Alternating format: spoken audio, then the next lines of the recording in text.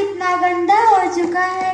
हर दिन हर अखबार के हर पन्ने पर औरतों के साथ हो रहे अत्याचारों और दरिंदगी की खबरें छपती हैं।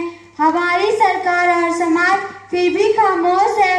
हम कब तक डरें, कब तक डरें, कब तक डरें? मैं बेटी हूँ, जी हाँ, मैं आप सबकी बेटी हूँ। मैं इस देश की बेटी हूँ। आज इस देश की बेटी आप सबके सामने बेटी बचाओ बेटी पढ़ाओ काम की प्रस्तुत कर कुछ निवेदन करना चाहती हूँ। क्या बात है रोहित, आज बड़े जल्दी में हो? तुमको पता नहीं है, आज तुम्हारी सोनोग्राफी रिपोर्ट आने वाली है ना? रिपोर्ट से क्या होता है? बेटी और बेटा बस स्वस्थ होना चाहिए। बेटा ही होगा। अरे मैंने अपने बेटा का नाम भी रख लिया, सनी, सूरज की तरह चमकता रहेगा।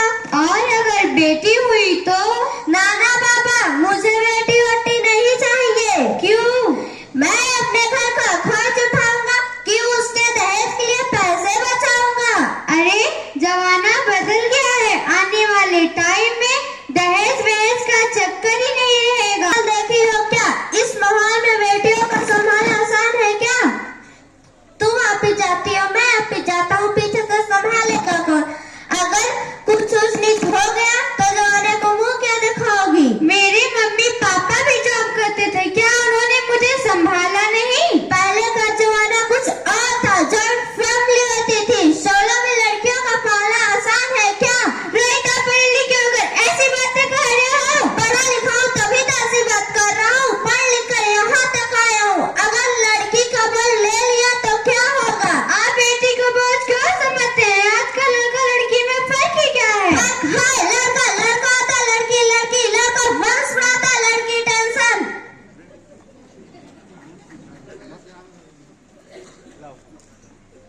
साहब मैं अंदर आ सकती हूँ? आ सकती हूँ। साहब डॉक्टर साहब ने ये रिपोर्ट भेजी है।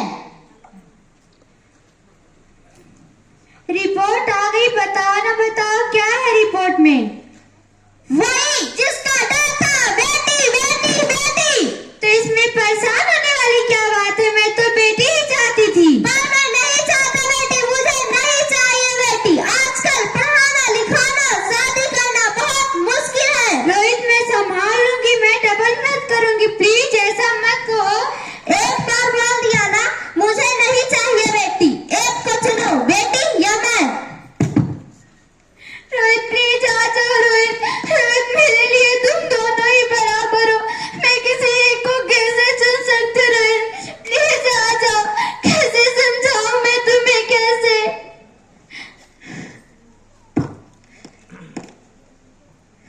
माँ, माँ, माँ, अभी तो भगवान ने मेरी हाथों में किस्मत की लकीरें भी नहीं बनाई और आप लोगों ने मेरे किस्मत का फैसला ही सुना दिया। माँ, मुझे जी लेने दो, अपनी कसम, मैं आपको कभी तंग नहीं करूंगी। जब आप लोग खाना खा रहे होंगे तब मैं रसोई में जाकर सारे बर्तन साफ कर दिया करूंगी।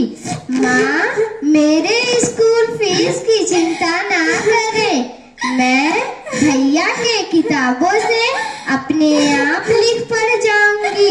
और हाँ, पापा से कहना कि मेरे दहेज की चिंता ना करें, मैं आपके साथ रहकर आपके बुढ़ापे का सहारा बनूंगी। अगर फिर भी आपको लगता है कि मैं आप पर बोझ बनूंगी तो मेरे पर एक भी पैसा खर्च मत करना। तब मैं भगवान जी से यह कह दूंगी कि मेरी माँ मेरा मरा मुंह देखे। नहीं मेरी बेटी, ऐसा मत बोल। माँ, मेरा दम घुट रहा है, मुझे बाहर आने दो। अरे पगली, तो बाहर आकर क्या करेगी? ये दुनिया तेरे चाहती हूँ, पापा को देखना चाहती हूँ, भगवान की बनाई इस खूबसूरत दुनिया को देखना चाहती हूँ। अब ये दुनिया इतनी खूबसूरत नहीं रही। मेरी बेटी बाहर आएगी तो किसके साथ खेलेगी? जब रोज यहाँ हजारों लड़कियाँ पेट में ही मार दी जाती हैं और जो बचती है वो कहाँ सुरक्षित है? बाहर आएगी तो मेरी तरह धक्के खाएगी। पर माँ, अंदर मुझे बहुत डर लग रहा है। बाहर इससे भी ज्यादा डरावना है मेरी बेटी। इस डर में जीने से तो अच्छा है तो बाहर ही मत आ। ज्योति, ज्योति, क्या हुआ ज्योति? कुछ तो बोलो ज्योति। मुझे बेटी नहीं चाहिए ज्योति, तुम मुझे छोड़कर नहीं जा सकती बेटी, तुम मुझे छोड़कर नहीं जा सकती। आप लोग कौन? मैं सरस्वती हूँ, मैं पार्वती हूँ, मैं ज्वाला हूँ, मैं काली हूँ, मैं दुर्गा हूँ, मैं बेटी हूँ। ब्रह्मा जी ने हम सबको मिलाकर बेटी ही बनाया है ताकि मैं सरस्वती बनकर तुम्हें ज्ञान दूं, ताकि मैं काली बनकर तुम्हारे दुखों का नाश करूं, ताकि मैं दुर्गा बनकर तुम्हें शक्ति दूं, ताकि मैं ज्वाला बनकर तुम्हारी जिंदगी में रोशनी लाऊं,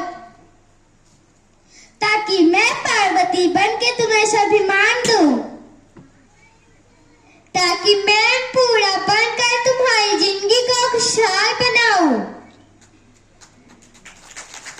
और तुमने हमारी जिंदगी को कोख में खत्म कर दिया। अरे हमारा क्या कसूर था? हम तो तुम्हें कुछ देने आ रहे थे क्योंकि तुम्हें हमारे मंदिरों में आते हो, जोरे फहराते हो और कोख में हमारे कब्र में आते हो। तुम जैसे लोगों को हमारे मंदिर में आने का कोई हक नहीं है। जो हमारे मंदिर में आकर सिरे उड़ाते हैं और कोख में हमारी बलि चढ़ाते हैं, हम तुम जैसे लोगों का कभी नहीं आएंगे, कभी नहीं आएंगे। मुझे माफ कर दो, मैं आजकल हालात देखकर डर गया था। हालात को दोष मत दो मूर्ख, ये हालात तुम जैसी गंदी सोच के लोगों ने ही बनाई है। अगर इतना ही डर था तो क्यों नहीं अपनी माँ को मारा, क्यों नहीं अपनी बहन को मारा, क्यों नहीं अपनी बीवी को मारा? डर तुम्हें लग रहा था तो खुद ही मर जाते, क्यों मारा हमें? मैं बेटे के मुंह में क्योंकि बेटा वंश चलाता है। अरे मूर्ख, अगर बेटा वंश है तो बेटी अंश है, अगर बेटा आन है तो बेटी शान है, अगर बेटा तन है तो बेटी मन है, अगर बेटा मान है तो बेटी गुमान है, अगर बेटा संस्कार है तो बेटी संस्कृति है, अगर बेटा राग है तो बेटी बाग है, अगर बेटा दवा है तो बेटी दुआ है, अगर बेटा भाग्य है तो बेटी भाग्य विधाता है, अगर बेटा गीत है तो बेटी संगीत है, अगर बेटा प्रेम है तो बेटी पूजा है।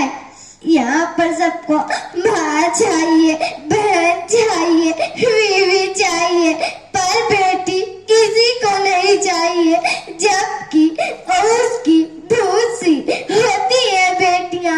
माँ बाप को जरा सा भी दर्द हो तो रोती है बेटियाँ, फूलों सी नाजुक होती है बेटियाँ, फिर भी किसी को नहीं चाहिए बेटियाँ। आखिर क्यों नहीं चाहिए बेटियाँ? हम बेटियाँ भी कितनी मजबूर हैं। कभी निर्भया बनकर कुर्ता सहती हूँ तो कभी आशिफा बनकर लूटी जाती हूँ, तो कभी प्रियंका बनकर जलाई जाती हूँ, तो कभी श्रद्धा बनकर 35 टुकड़ों में बांटी जाती हूँ।